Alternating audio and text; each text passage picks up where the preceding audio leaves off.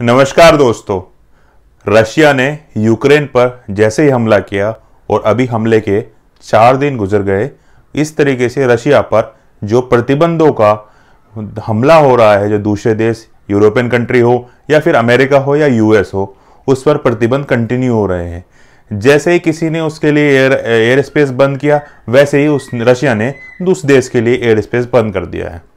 लेकिन एक हमले के बारे में जो दुनिया बात कर रही है कि ये न्यूक्लियर वेपन जैसा ही न्यूक्लियर फाइनेंशियल हमला है, यानी कि रशिया की जो फाइनेंस है उसको डिस्टर्ब करने का एक हमला किया गया है, उसको बोला गया है स्विफ्ट बैन।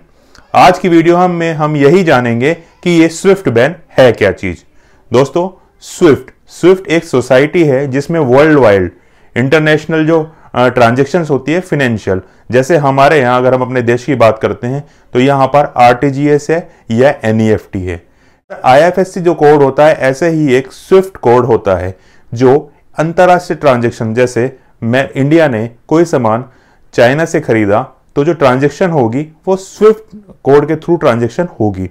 या रशिया किसी दूसरे देश से यानी कि यूरोपियन कंट्री से कोई भी सामान खरीदता है तो उसका जो पेमेंट होगा, जो सामान वो खरीदेगा, उसका पेमेंट वो स्विफ्ट बैंक ट्रांजैक्शन या स्विफ्ट मैसेजिंग के थ्रू करेगा।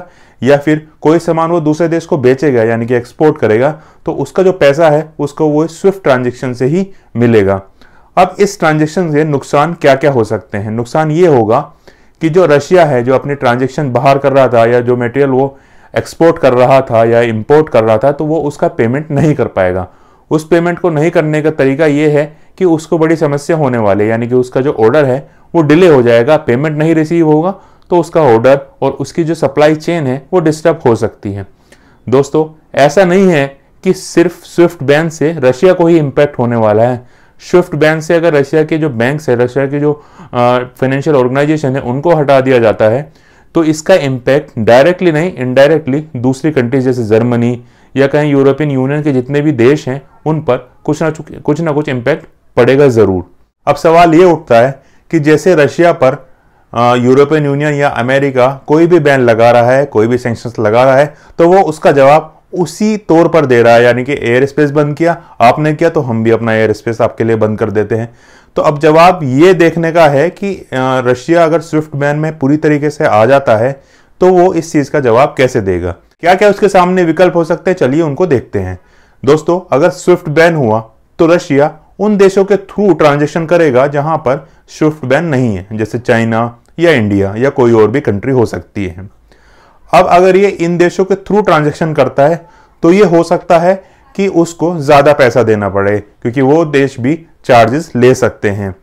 अगर वो दो देश उससे फ्रेंडली नेचर में करते हैं तो उसके लिए जो उसकी ब्लॉकचेन है वो थोड़ी सी डिले होगी, डिसरप्ट नहीं होगी। दूसरा ऑप्शन ये है कि रशिया अपना ही कोई ऐसा अरेंजमेंट बना ले या अपना ही कोई ऐसी ट्रांजैक्शन कैटेगरी या कोड बना ले जिस जैसे चाइना ने बनाया हुआ है, वो दूसरे देशों के साथ उसी कोड में यानी कि अपने इंडिविजुअल कोड में ही ट्रांजैक्शन कर सकता है। इस तरीके से वो अपने जो फाइनेंशियल है उसको रोक सकता है। अब दोस्तों, देखना यह है कि स्विफ्ट बैन का क्या इंपैक्ट पड़ता है और स्विफ्ट बैन के थ्रू रशिया बैन होने के बाद अब अपने जो बिजनेस है उसको कैसे चालू रख पाता है।